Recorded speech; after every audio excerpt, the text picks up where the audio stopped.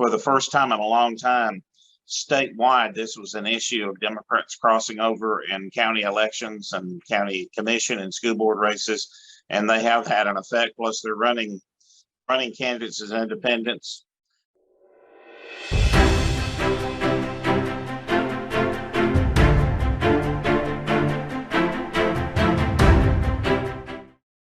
Hello, everyone. I'm Brandon Lewis, founder of the Tennessee Conservative, and today we are joined by Tim Rudd, House Representative for District 34.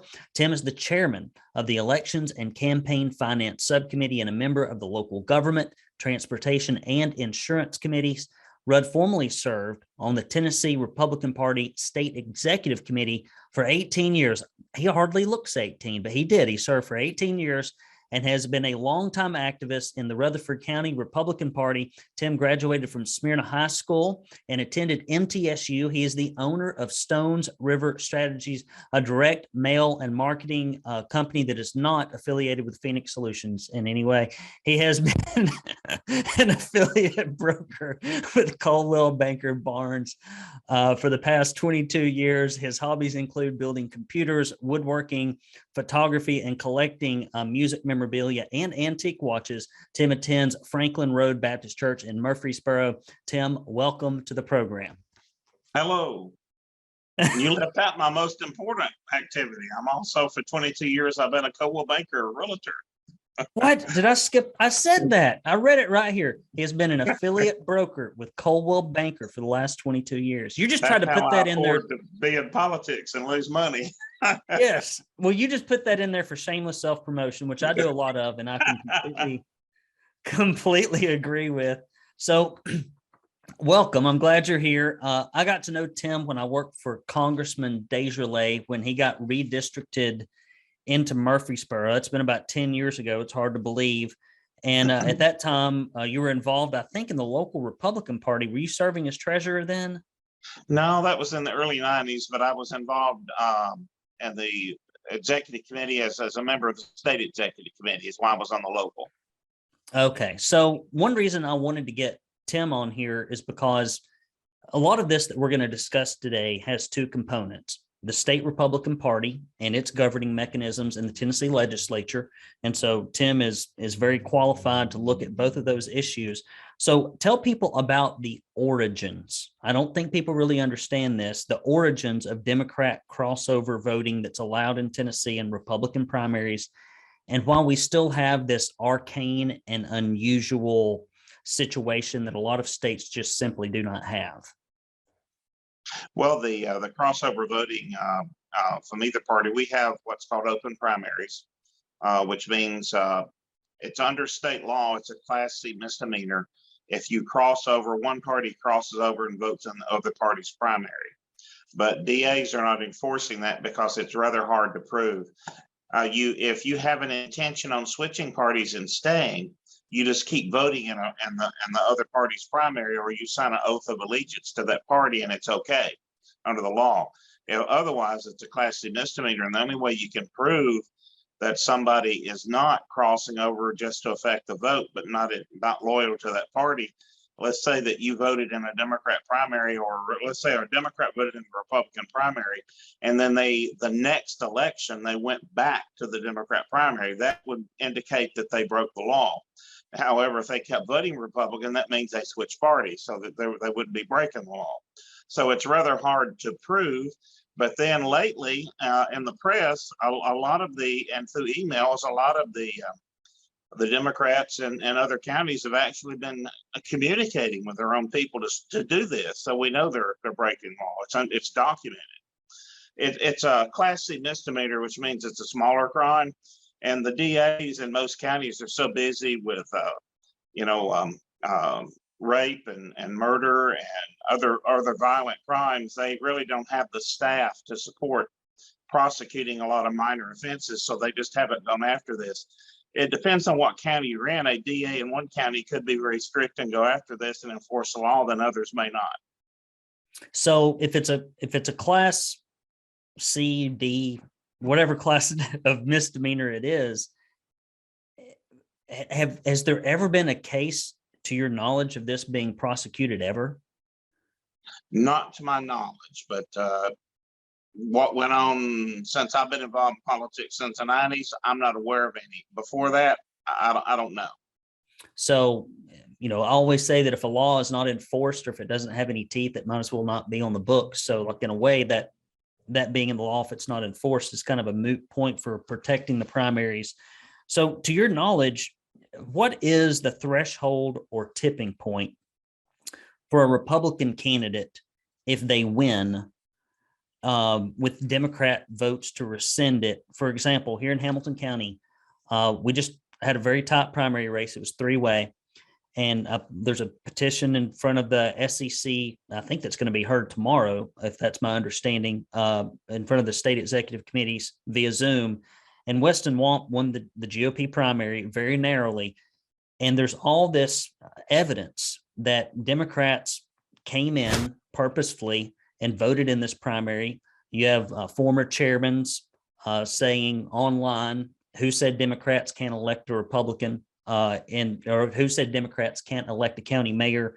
You've got, rumors of text messages, emails being sent out asking people to do crossover voting, because if you're a Democrat, if you don't vote in the Republican primary, you might as well not vote in some counties and some districts. And so at what point would the SEC members consider that Republicans have been so badly disenfranchised that they might do something about it? I mean, I know this is conjecture because you're not on the state executive committee, but you communicate with a lot of them. You have a lot of experience in this area. What are your thoughts? Well, I'm not familiar with, I think that's your county mayor's race. I'm not familiar with the numbers and who all run, other than I knew Weston Wamper's running. I don't know the other players, but if it was a very narrow, let's say within 200 or 300 votes, any race, and it could be proven that there was a concerted effort and that crossover voting actually cost someone the election, because just somebody crossed over doesn't necessarily mean they voted for one particular candidate. See, it's rather hard to prove unless you can document. Let's say a race was lost by 180 votes, and you can document the 200 known Democrats said they crossed over and voted for one candidate, which changed the outcome. It's rather hard to prove. It would make it a lot easier if we just had closed primaries. I know, and talking to the state party chairman, Scott Golden, and other members of the state executive committee after the election, for the first time in a long time, statewide, this was an issue of Democrats crossing over in county elections and county commission and school board races. And they have had an effect. Plus, they're running candidates as independents and numerous counties, including Rutherford. And there is a concerted effort to get people elected at the local level, and they're using all kinds of tactics. Well, if we're dumb enough to let them as a Republican Party in a legislature, we deserve what we get, in my opinion. I mean, if the rules, if I were running a race and if I could win by getting, Democrats to cross over, I'm not saying that you can't. If you're running a campaign, whoever gets elected gets to govern, and everybody else just gets to make wine out of sour grapes. And so when you're running a campaign, I used to run them all the time. I mean, all that stuff's on the table. If nothing's going to be done about it, then people are going to take advantage of it. So the SEC has a recent history of asking the legislature to prevent Democrats from crossing over and voting, basically asking for closed primaries. Take us back to, what caused that to happen when it happened, and then tell us what the legislature did. Well, to go back, when I was on the state executive committee, I had to come off the state executive committee when I was elected to the state legislature under party rules. So in 2016, the midnight of my election, I had to resign from the state executive committee because I was effectively elected a legislator that night. And but before that, my 18 years that I was on the state executive committee, I tried over and over and over again to have closed primaries. And the executive committee, the more moderate members just wouldn't do it. They didn't approve of it. But recently, about 4 years ago, they did pass a resolution asking for closed primaries. And Andy Hope and I both carried legislation. Andy carried the full-fledged legislation that would close primaries, period. Then as a test, when his went down, I watered mine down so that it would be just partially closed primaries, see if I could get that passed, and it failed too. And the problem we keep running into it's kind of the same problem we had on the SEC for decades, is that we have not been a majority party in Tennessee really up to just since 2010, where we've had a solid majority. We keep getting where we got a super majority in the legislature now, and we're winning offices all across the state by running people for local office. We just managed this past session to have partisan primaries for school boards, and that leaves only city elections where they can have nonpartisan elections now, where you can't have partisan elections. So what's happening is in those smaller rural areas, they're not used to being the majority. Most of the elected officials still run as independents. They don't run partisan. They don't call primaries, although the state parties, Scott Golden and Chris Devaney before him, have really been pushing to ask for primaries. Even if you only run one person, they've been really pushing to the state party for local. They're putting a lot of pressure on local counties to call for primaries. I think a great example of this is Wilson County. Wilson County did not have primaries. They tried and tried and tried, and then just this session, they called primaries, and lo and behold, virtually everybody is running as a Republican now. And they've recently had their first primaries contested, and people won. A lot of that before that they ran as independents. So it works. You just have to try it. It's kind of like Marsha Blackburn said once, how did you, when she was chairman in the early 90s of the Williamson County Republican Party, how did you build this Republican Party in Williamson County? She said, we ran people. And that's the beginning of it. And if you close your primaries and start running people after 2 or 3 cycles, they're all going to be running. But the rural areas are used to, I grew up with Roscoe, I grew up with Buddy, I grew up with Howard, I grew up with Jane. I don't want to rock the boat. We're not used to being a Republican majority in this county. It's a rural county. I grew up with all of them, went to school with them. I don't want to upset them. I don't want to upset the courthouse crowd. So we're just going to keep running as independents. So they don't want closed primaries in a lot of these areas. And your more suburban middle class and upper middle class counties where all the Republican activity is, like around Nashville and major metro areas, you have more activists and they want closed primaries. So it's a matter of winning over the hearts and minds of our own party and people getting used to being a majority party, really. So if you probably don't know the answer to this, but there are 95 counties, I hope, 95 counties in Tennessee. How many don't have primaries? How many are, how many don't have primaries? Do you have any idea like what percentage it is? It's got to be just a handful. Since Scott Golden's really been pushing for the primaries, I don't know the exact numbers now. You'd have to ask him. He has the exact numbers off his head. He's very proud of it. How many thousand people are running, right down to the exact number, running partisan in what counties. I'm just guessing, purely guessing at this point based on what I've heard, but I'd probably say about 2/3 of all the counties are running primaries now. Okay. I would email and ask Scott Golden, but he does not Could be return my higher than emails. that. I can't, my emails don't go through. There's some kind of spam filter at the Republican Party, and they just go up there and out in the ether. Scott's not getting them. Closed circuit transmission to anyone who can email Scott Golden and send ask me that your question. questions and I'll try to get an answer. You could be a liaison. You could be a mediator. Here at the Tennessee Conservative, guys, we bring you news that no other organization will bring you. We are the only organization that covered anything on social media censorship. We're the only organization that is fighting in any significant way against illegal immigration in our state. We are one of the strongest advocates for school choice. We try our very best to keep Republicans honest on their campaign promises, and we try to fight against the corruption caused by left-leaning corporations in Nashville and the bureaucracy that government has created that works against your interests with taxpayer-funded lobbyists. The only way we can do this, and I kid you not, is with your support. Nobody else is going to do it. If you're waiting on somebody else to be conservative in your stead, that's how we got to the point we are, and that's why we have so few conservative media outlets. So when you go to TennesseeConservativeNews.com/support, and if you give any amount, we will send you this proud Tennessee Conservative bumper sticker. We will also send you this "Please Don't California My Tennessee" bumper sticker.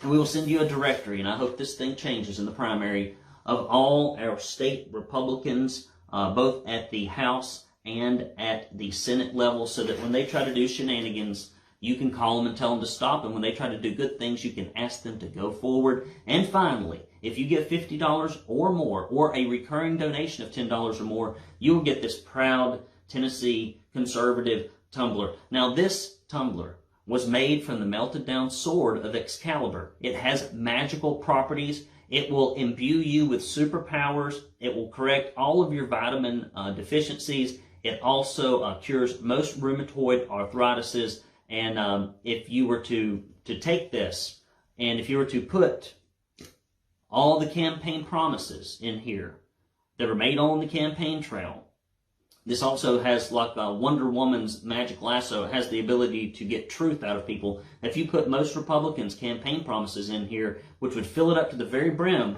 and you close the lids and you waved your hand over it and then you poured it out, you would get about 3 drops of conservative policy.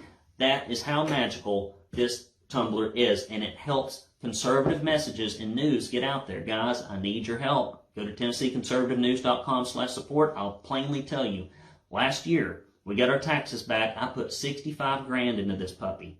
So when you say, well, I don't have any money I can't give, I'm going to have to call BS on that. Get in the fight. Give today. TennesseeConservativeNews.com/support. I can't do it without you. Don't wait for somebody else to do it, because it ain't going to get done. So let me ask you this. What would have to happen for the legislature, in the legislature, for Republicans to finally have closed primaries? What committee would it go through?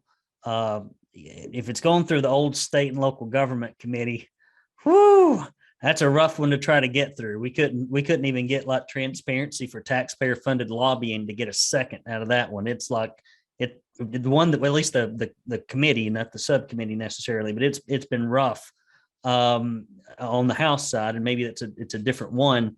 But tell me, like, which committee would it have to go through, and what are the chances? What are your thoughts?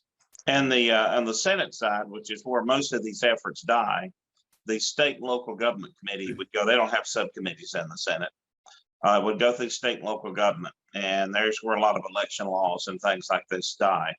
A cruel death, or get sent to summer study or to general sub, which means it's dead. In the House, it would go through my committee first, campaigns, elections, finance. Then it would go to the local government committee.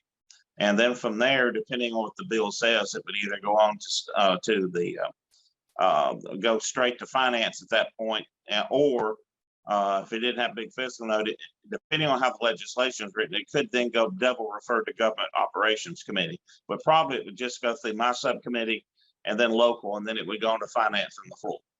Okay, so we could get it out of your committee, but then it would be killed. It'd be killed in the state and local government committee, probably. The last 2 we did, I think 3 years ago, Andy Hope and I did, they both died in local full. That sounds about right. That's where conservative legislation goes to die. So that's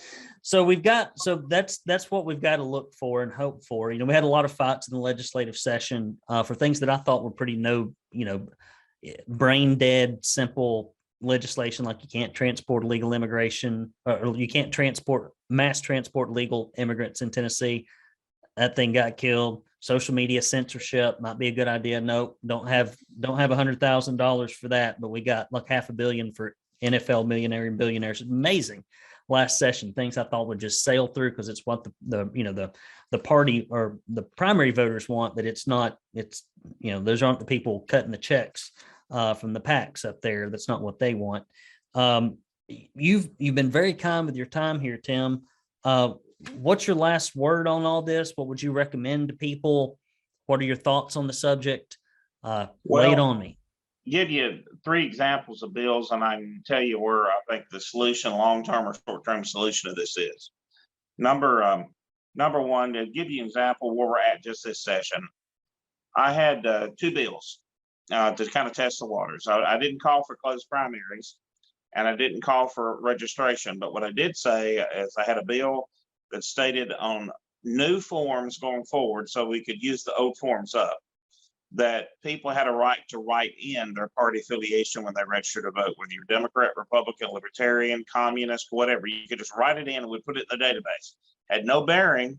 You could still go and choose any primary you wanted, but at least it would be in the record, so we'd have an indication. That died. That went nowhere. I didn't have the votes for it.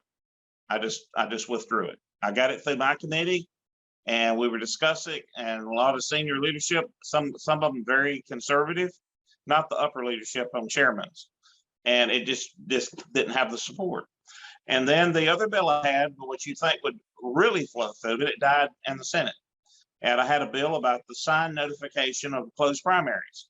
It is already written into code that states that if you crossover voting, you knowingly crossover voting with no intention to stay, it's a Class C misdemeanor. I had a yellow sign, an 8.5 by 11 sign that was to be posted at all the precincts. Just a simple notice. And that died in the Senate because they said that was intimidating voters. And so Mark Pody was carrying that for me in the Senate. The votes wasn't there, and he withdrew that. And it just amazes me. And I told him, you should have just gone ahead and let them vote against it. All right. The other is I had a bill that, getting off this, to tell you how hard it is to pass some meaningful legislation that's needed. As you know, we had the issue in Chattanooga where we had the unaccompanied minor children. And they found out, they didn't know, because the Biden administration does not have to tell us those children are coming in to the state. So I had a piece of sweeping legislation, and now the Biden administration is keeping those in single homes to avoid detection. They have Democrat activists or government employees that are keeping them in homes. Now, 1 child or 2 children per individual home. They're not keeping them in hotels and dormitories anymore. We still don't know where those are at. We can find out later through budget, because those people have to be paid, but it takes a while. So my legislation would say that the Department of Children's Services would make it illegal to do this for unaccompanied minor children to come through without registering with the Department of Children's Services, and that they would go and inspect any single family home to make sure that the home is healthy and the child's being properly provided for. We can't stop the federal government from bringing them in here because they have priority over us, but we can punish the Tennessean that's helping them if they're not obeying the law. The Department of Children's Services had that bill killed. They didn't want to police individual homes, so they didn't have they just didn't want to do it. So there was another bill that came through later that excluded single family homes. From, of course, there's probably where 90% of the kids are. So the bill that was passed does very little to address the problem. So there's kind of where we got. We had a State Department who didn't want to do the job, even if we had to give them more employees to do it. So now unaccompanied minor children are still flowing through Tennessee under our noses, and we don't know where they're at. And the law we passed does very little to address the problem, unless they're a licensed child care provider and they're in large group homes. But again, that's not where the children are being stayed. So it's frustrating trying to get meaningful legislation passed sometimes, but we get a lot of really good and heavy conservative legislation passed on abortion, on student rights, on transgender sports participation, all kinds of things you think wouldn't get passed. It does, but minor things you think would be easy, like closed primaries or a sign notice, can't get it passed. A lot of the local officials start crying about change like this. Sometimes it's election administrators, sometimes it's other local officials, and they do not want change. And we got other sweeping legislation on elections passed this year. We got audits passed where we're going to audit the elections after the August and November elections. That passed. And that is a wonderful piece of legislation. So we can start randomly auditing elections now to make sure everything's on the up and up. How we address this in the future, when the SEC passed that resolution a few years ago, asking us to have closed primaries, we got no help. We had no activists on the Hill sitting around visiting legislators, and the state party was silent. We didn't have anybody helping us, and Andy Holt and I were alone, and it died. If we're going to do this in the future, and I know Scott Golden and I talked after the election, he is very alarmed at crossover voting. He wants something done about it. He's willing to fight for it. The state party's roused up over it because it really did affect some of our primaries across the state. And so I think there's a chance that if over the next few months we lobby those legislators in the Republican caucus who are against it and some of the leaders who are against it, we possibly can get some legislation passed next year to address this. Well, here's my commitment to you. I will do my best. I might even come up there for that one. I'm kind of a homebody. I don't leave here to go many places, but I will come up to the Capitol and lobby for closed primaries as just a citizen. And I'll see if I can bring some people up there and get some folks to come up there. And if we can get somebody to carry that bill. And, Scott Golden, I really wish on issues like illegal immigration, school choice, social media censorship, like I never hear anybody from the Republican Party champion the platform. They champion the people, the personalities, but not the platform. We need more. We need to look at what do we stand for, and who is in our party that stands for it, and who is more likely to vote with the Democrats when it counts because they're, they can get on PAC welfare up there. You know how it is, Tim. You start out 10% of your money's from PACs. As soon as you get elected, it turns into 50%. And then the next cycle at 60, 70%. And after a while, none of your money comes from your district. And you're beholden to all these special interests, and they like legal immigration. They want conservatives to be less. They want Republicans to be less conservative because that's not what their left-leaning corporate interests go. So we got to be careful. I think one of the big issues, Tim, and I don't know if you've seen this, and this is not you'd say you can plead the fifth if you want to, but I see one of probably the most insidious influence since I've been running this October 2020. It's been really eye-opening up in the legislature. Is all the money comes from left-leaning corporations up in Nashville and the candidates' accounts and even in leadership's accounts. And they don't share our values. And so there's this conflict. Like, here's the Republican primary voter, here's the left-leaning PAC, and they are like this. And when all your money comes from one side, but your votes come from another, it's really conflicting. I mean, what have you seen up there? I mean, you're pretty good about shooting people straight. I have not been a big, on average, I guess I usually raise in an election year. Like I raised very little last year. I didn't even have a fundraiser. Probably raised about 3,000 people to send, both individuals and PACs, sending me money without even an event. They just arrived in the mail. And this year I'll be doing a fundraiser. I got to raise about $30,000 for my November election. Right now I'm busy helping all the locals, commission and school board and other countywide candidates raise money and helping them in their campaigns. So I'm kind of neglecting my own. And so I'll be doing that. But usually when I raise money like this year, if let's say I raise $30,000, in most cases it'll probably be 10 to 12,000 ish. That's from PACs in Nashville, and the rest of it will be local. My local donations usually always outweigh my but you're an exception. Usually, well, I'm not very good at asking PACs for money. Well, if your PACs don't like me, and then some do. I get donations from some PACs which I don't solicit, like railroad PACs. I'm not on I just got appointed to transportation this year, but I've always got something from railroads. I'll get something occasionally from a chemical, like a porter or some chemical company, which there's no chemical plants in my district. So I don't know what motivates them. I'll get something from a highway PAC before I was on transportation. I'm not getting any transportation money yet, but I was just appointed, but I don't know if I'll get any or not. I don't solicit it.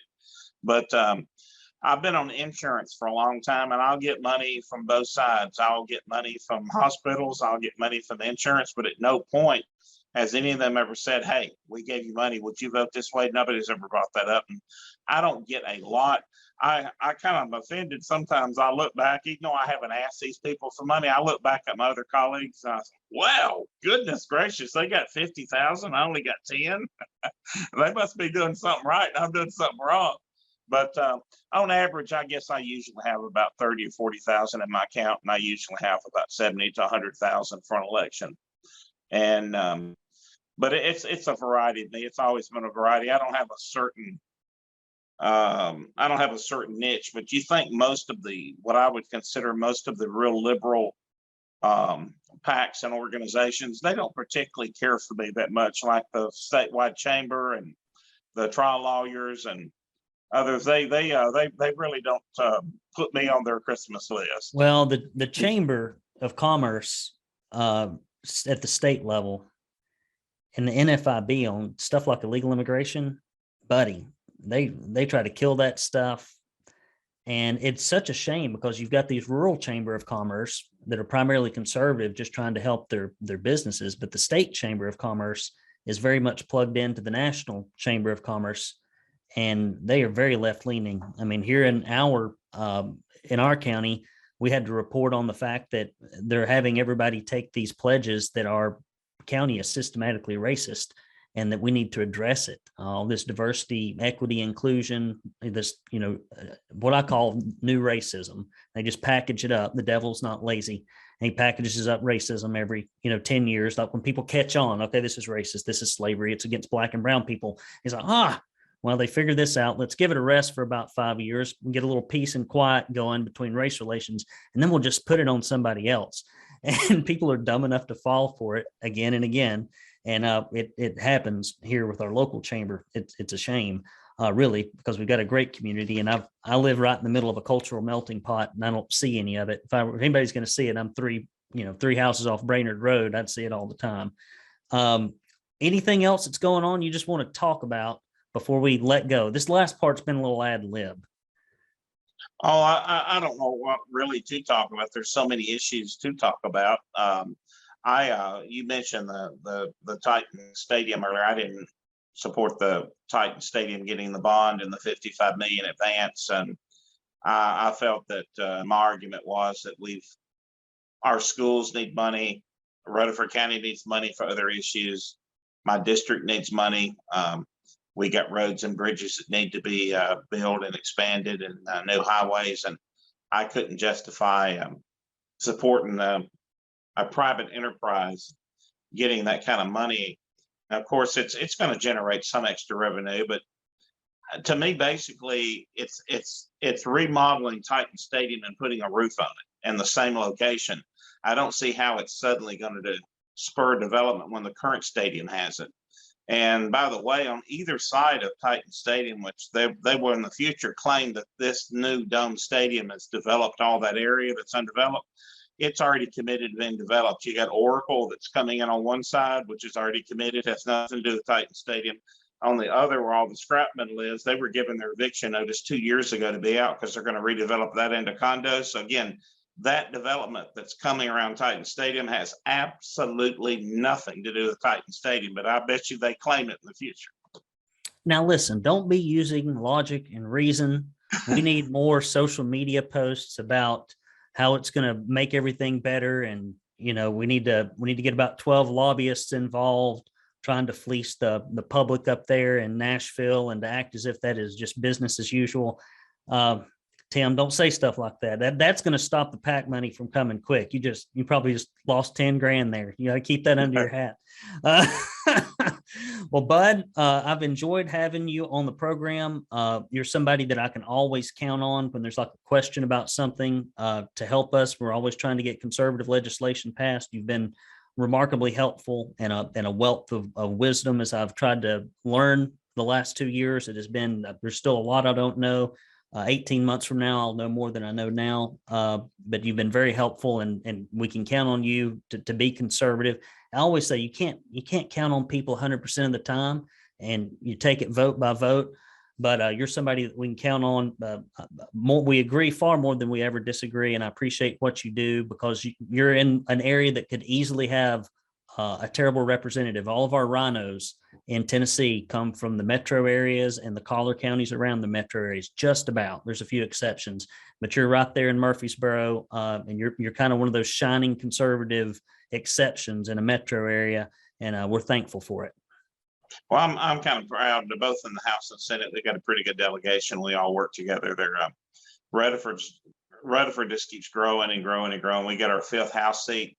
I had to give up 35,000 people this year from my district to help create that's half of a new House seats, how much mine has grown. And I hate to give up any of it. I love all of my district. It's good people. And, but that'll be in the new House seat. And then the Senate seats also in the Rutherford, the 2 Senate seats shrunk. So we'll be getting a new House member for the new seat. And I'm anxious to work with that person in the future. as well. Very good. Tim, thank you so much for coming to the program. We appreciate it. Thank you. Bye. All right, guys, if you enjoyed this program, you can find more of it archived at TennesseeConservativeNews.com. Do hit that subscribe button. You will not always see everything we do on social media, but we send out our daily newsletter. And also search for Tennessee Conservative wherever you get your podcast. Try to give us a 5-star review. Recommend it to your friends. Until next time, I'm Brandon Lewis, signing off.